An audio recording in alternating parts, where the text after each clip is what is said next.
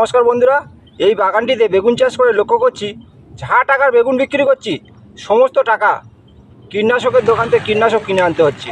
তাহলে লাভটা কী হচ্ছে? নিয়মিতভাবে 3 দিন 4 দিন ছাড়া যদি কীটনাশক না ব্যবহার করি বেগুন গাছের ডগাগুলি ঢলে পড়ছে, ছোটো ছোটো বেগুনগুলি ফল ছিদ্রকারী পোকা ফুটো করে দিচ্ছে, ওই সঙ্গে সাদামাছি বেগুন পাতার উল্টো পিঠে দুধের মতো সাদা হয়ে আছে। এই সমস্যার সমাধান নিয়ে আজকের এই প্রতিবেদন। খুব কম খরচে বেগুন গাছের ফল ছিদ্রকারী পোকা, সাদামাছি, অ্যাফিড অ্যাসিডকে কীভাবে নিয়ন্ত্রণ করা যায়। তাই বন্ধুরা ভিডিওটা সম্পূর্ণটা দেখুন। যে সকল বন্ধুরা প্রথমবার চ্যানেলটিতে ভিজিট করছেন প্লিজ চ্যানেলটি সাবস্ক্রাইব করুন, পাশে থাকা বেল আইকনটি প্রেস করুন, তাতে নিত্য নতুন ভিডিও সবার আগে আপনার কাছে পৌঁছে যাবে। যে সকল বন্ধুরা চ্যানেলটি সাবস্ক্রাইব করে রেখেছেন তাদেরকে জানাই অসংখ্য ধন্যবাদ। তবে একটি লাইক দিয়ে আমাকে অনুপ্রেরণা জানাতে পারেন। তবে চলুন বন্ধুরা মূল ভিডিওটি শুরু করা যাক। প্রথমেই জানতে হবে মিষ্টি খাবার সকলে খেতে পছন্দ করে, তাহলে বেগুন গাছটি যদি গোড়া থেকে আগা পর্যন্ত তিতো করে দেওয়া যায় তাহলে কেমন হয়?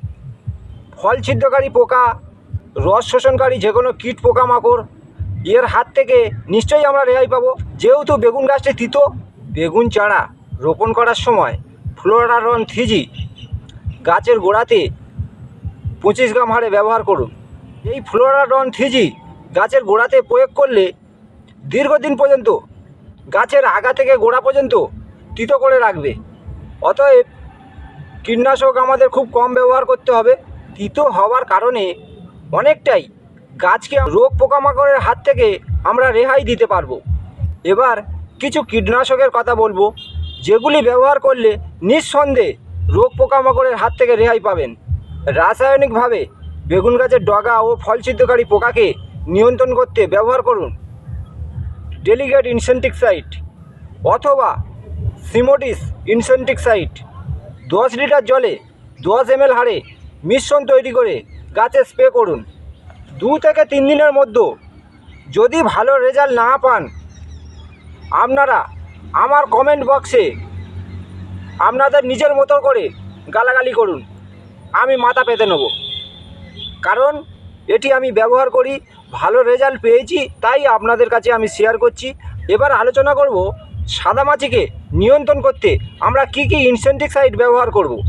ইমিডাক্লোপিড 17.8% এসএল ফর্মে পাওয়া যায়। বায়ার কোম্পানির কনফিডার 10 লিটার জলে 10 ml হারে গাছে স্প্রে করুন। সাদামাছি চিরদিনের মতো বাগান থেকে দূর হয়ে যাবে।